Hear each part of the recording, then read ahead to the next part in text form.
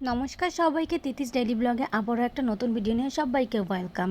আজকে কিন্তু প্রতিদিনের মতো সকাল থেকে আমি স্টার্ট করিনি ভিডিওটা স্টার্ট করেছি সন্ধ্যা থেকে। তো এত তোড়জোড় করে আনন্দ ফুর্তি করে কোথায় যাচ্ছি, তো চলো তোমরা দেখেই নেবে যে আমরা কোথায় যাচ্ছি। তো প্রথমে বাজারে আসলাম, এসে একটুখানি মাসিদের সঙ্গে গল্প করে নিলাম। মানে আমার দুটো দেওর আছে, এটা হচ্ছে আমার দেওরদের মা। তো ওনাদের সঙ্গে একটু গল্প করছিলাম, এটা নিয়েই করছিলাম ওরা বাড়িতে কি পড়ে।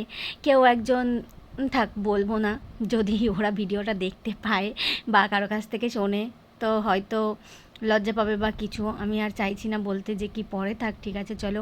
আমরা বেশ গল্প করছিলাম, হাসাহাসি করছিলাম। ওরা না খুবই ভালো, আমার তো খুব ভালো লাগে। রাস্তায় দেখা হলেই বৌদি বৌদি করে বেশ ভালো কথা বলে, ছোট ভাইও কথা বলে।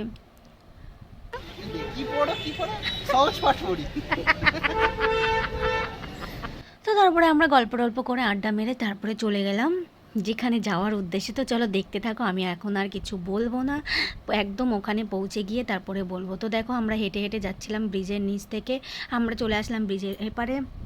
হাটের মধ্যে দিয়েই যাচ্ছিলাম, এটা হচ্ছে আমাদের গড়িয়া বাজার, গড়িয়া হাট না, এটা হচ্ছে গড়িয়া শীতলা মন্দিরের সামনে থেকে আমরা যাচ্ছিলাম ব্রিজের নিচে ওই দিকটায় যাব।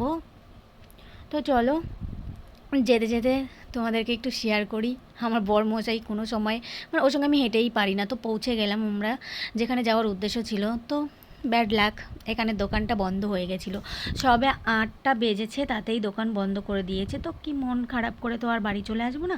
আমার বর বলেছিল আজকে গিফট করবে, এটা ছিল আমার বার্থডে অ্যান্ড 7 মান্থ স্বাদের গিফট।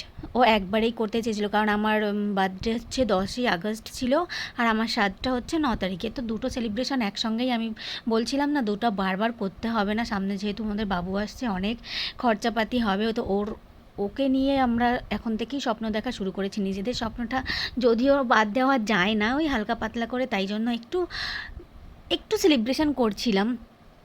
তারপরে ও বলল যে তোমার কি গিফট চাই, আমি বললাম তুমি যা দেবে তাই, কিন্তু দুটো আমার বার্থডে সেলিব্রেশনটা করতে হবে না, যেহেতু পরপর পড়ে গেছে, স্বাদের ডেটও ছিল।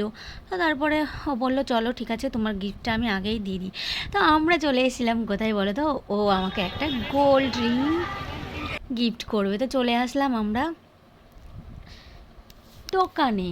তো এই দোকান থেকে আমি আগেও জিনিস নিয়েছি, যে দুঃখের বিষয় সে জিনিসটা আমার চুরি হয়ে গেছে। আর কে চুরি করেছে সেটাও আমরা জানি, বাট কিছু বলতে পারছি না, কারণ বলা যায় না যেহেতু কোনো প্রুফ নেই। বাট হয় না যে মানুষ বুঝতেই পারে যে কে নেয় বা না কে না নেয়। যেহেতু আমাদের বাড়িতে না কেউ আসে না, যদি বাড়িতে মরে পড়েও থাকি কেউ আসবে না, কারণ এখানকার এরকমই একটা হ্যাঁ, এমন না যে কেউ কারোর সঙ্গে কথা বলে না, সেটা না, সবাই সবার সঙ্গে কথা বলে। এই বাইরে গিয়ে ঘরে থেকে বাইরে যাব গলিতে, তখন সবাই সবার সঙ্গে বেশ মিষ্টিভাবে কথা বলবে, এই করবে। কিন্তু ওই সচরাচর হয় না, আমাদের গ্রামের বাড়িতে যেমন সবাই সবার বাড়িতে যাওয়া আসা কন্টিনিউ রাখে, কিন্তু এখানে সেরকম না হয়।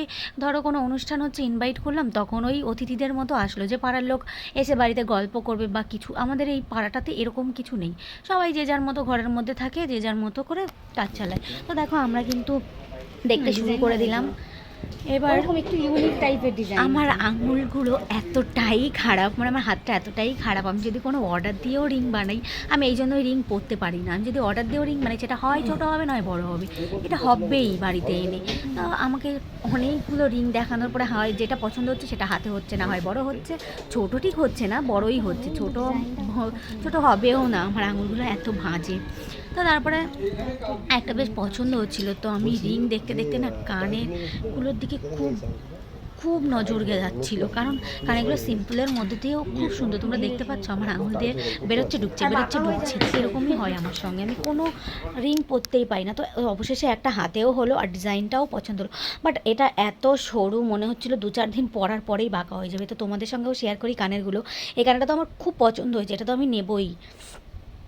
তো ইচ্ছা আছে পরে নেব, এখন যেহেতু ও রিং গিফট করবে বলেছে, তাই তাই জন্য আমি রিংটাই নেব। তো দেখো ওই দুটোই হয়েছিল হাতে, দুটোর মধ্যে ওটা পছন্দ হয়েছিল, কিন্তু ওটা খুব সরু, ওটার ভয়ে নিলাম না, যদি বাঁকা হয়ে যায়। নিয়ে নিলাম তার পাশেরটা।